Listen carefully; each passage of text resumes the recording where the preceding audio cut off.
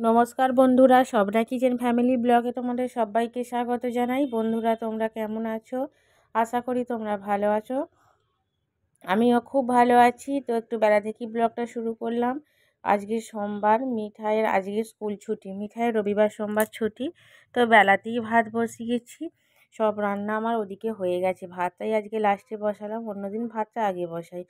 তো আজকে করেছি ডাল, আর তার সাথে হয়েছে ঝিঙে পোস্ত তরকারি আর আলু ভাজা। যেহেতু আজ একাদশী, ওই জন্য নিরামিষ রান্না করা হয়েছে। একাদশীটা করি না, কিন্তু একাদশীতে নিরামিষ রান্না করি। তো আবারও সন্ধেবেলা ব্লগটা শুরু করলাম। মিঠাই ঘুম থেকে উঠলো আর আমার আটা মাখা হয়ে গেছে, দেখতেই পাচ্ছ আটা চারিদিকে পড়ে আছে। তো এখন আজকে পড়ার মন এসেছে, নিজে নিজেই বই পড়তে বসে গেছে। স্বাগত ওদিকে পড়ছে আর মিঠাই এদিকে পড়ছে। ওকে তুললাম ঘুম থেকে, তুলে তারপরে ওকে খাওয়ানো হলো। খাইয়ে ও নিজেই বই বের করে নিজে নিজেই পড়ছে। তো ছবি দেখে দেখে পড়ে, সব কিছু তো আর ও বানান জানে না, এই অক্ষরটা খালি কোনো রকমে চিনেছে। তো ওখানে মিঠাই স্বাগত দুজনেই পড়ছে আর আমি এখানে রুটি করে নিচ্ছি। তো আজকে খুব তাড়াতাড়ি রাত্রিরে কাজ কমপ্লিট হয়ে যাচ্ছে, কারণ একটু আমার অন্য কাজ আছে।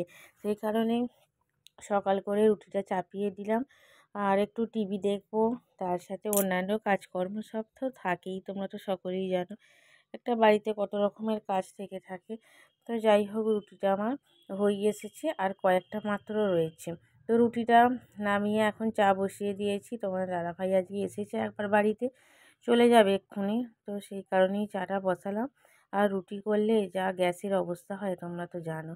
তো অন্য কাজ বলতে বন্ধুরা, ওই যে একটা ব্লাউজের পিস ছিল, আর এই পিসটাকে আমি কেটে নিচ্ছি এখন। আর মিঠাই দেখো, ও তো আমার কাজ ছাড়া হবে না। আমি এখন বসে পড়েছি ব্লাউজের পিস কাটতে।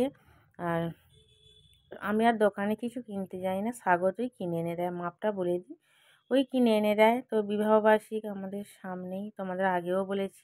ওই যে দেখো হাতের মোটা পলাটা পরেছি, ওটা আমি শাঁখা কিনতে গিয়েছিলাম। তো আর তখন পলাটা তোমাদের দাদা ভাইয়ের খুব পছন্দ হলো। আমি বললাম নেবো না মোটা পলা, বললো নাও না, ভালো লাগবে পরলে। তো সেই জন্যই ওই পলা দুটো নিয়ে এসেই আর আমি পরে ফেলেছি। আর শাঁখা বাঁধানাটা তোমাদের দাদাভাই নিজেই তৈরি করে দেবে। আমি খালি ডিজাইনটা পছন্দ করে নিয়ে এসেছি। আর কি ডিজাইন নিয়েছি যখন হয়ে যাবে তখন তোমাদের সাথে অবশ্যই শেয়ার করব। তো বিবাহবার্ষিকের জন্যই তোমাদের দাদাভাই শাঁখা পলা তো আলাদা আলাদা ডিজাইনের নিয়েছি। তো আগে তৈরি হোক, তারপরে তোমাদের সাথে শেয়ার করব।